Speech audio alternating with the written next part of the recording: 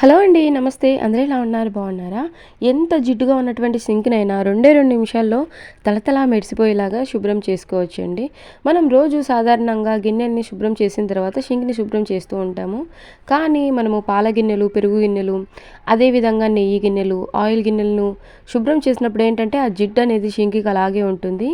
రెండే 2 నిమిషాల్లో ఈ విధంగా తళతళా మెరిసిపోయేలాగా ఎలా శుభ్రం చేసుకోవాలనేది చూసేద్దాం. దీనికోసం ముందుగా చిన్న సైజు నిమ్మకాయ ఒక హాఫ్ పీస్ అయితే సరిపోతుందండి. ఒక హాఫ్ పీస్ నిమ్మ చెక్క తీసుకున్నా. దీన్ని డైరెక్ట్గా స్క్రబ్బర్ పైన ఈ విధంగా పిండేసేయండి. ఇక ఈ విధంగా పిండుకున్న తర్వాత కొద్దిగా వంట సోడా కూడా వేసుకోవాలండి. వంట సోడా క్లీనింగ్ పర్పస్గా చాలా బాగా ఉపయోగపడుతుంది. అంతేకాకుండా సింక్లో నుంచి వచ్చే దుర్వాసనని కూడా నిర్మూలిస్తుందండి. ఇక కొద్దిగా విమ్ జెల్ వేసుకోండి. మనం గిన్నెలను శుభ్రం చేసేటువంటి జెల్ ఉంటుంది కదండి, అది కొద్దిగా వేసుకోండి. విమ్ సోప్ అయినా పర్లేదండి.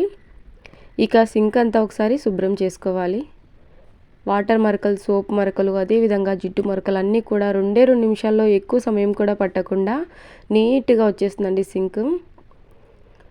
వారానికో 10 రోజులకో ఒకసారి ఈ విధంగా డీప్ క్లీనింగ్ అనేది చేసుకుంటూ ఉండాలి. లేదంటే సింక్ అనేది తుప్పు పడుతుందండి. అదేవిధంగా బ్యాడ్ స్మెల్ కూడా వస్తుంది. రోజు ఎలాగో నార్మల్గా మనం స్క్రబ్బర్ తోటి క్లీన్ చేస్తూ ఉంటాం. కానీ వారానికి ఒకసారో 10 రోజులకు ఒకసారో ఈ విధంగా డీప్ క్లీనింగ్ అనేది చేయడం వల్ల సింక్లో ఉన్నటువంటి బ్యాక్టీరియా అంతా కూడా పోతుందండి.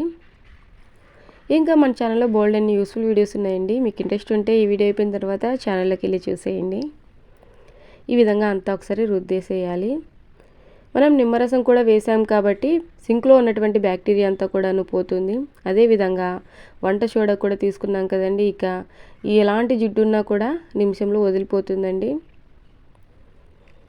అన్నీ కూడా మనకు ఇంట్లో అవైలబుల్గా ఉన్నవే కదా.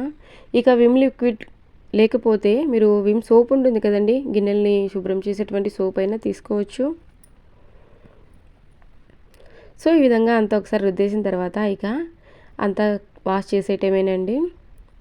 ఫైనల్గా ఎలా వచ్చింది ఏంటనే చూసేయండి. బిఫోర్ చూసారు కదండి, ఆయిల్ మరకలు, సోప్ మరకలు అంతా కూడాను కొద్దిగా ఎక్కువ మురికిగా ఉండింది.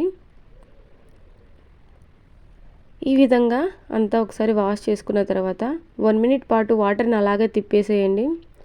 అలాగ వాటర్ని తిప్పి పెట్టడం వల్ల ఏంటంటే పైపులు అనేవి క్లియర్గా ఉంటాయండి. 2-3 రోజులకు ఒకసారి అయినా సరే వాటర్ని 1 మినిట్ పాటు ఈ విధంగా తిప్పి అలాగే ఉంచేసేయాలండి.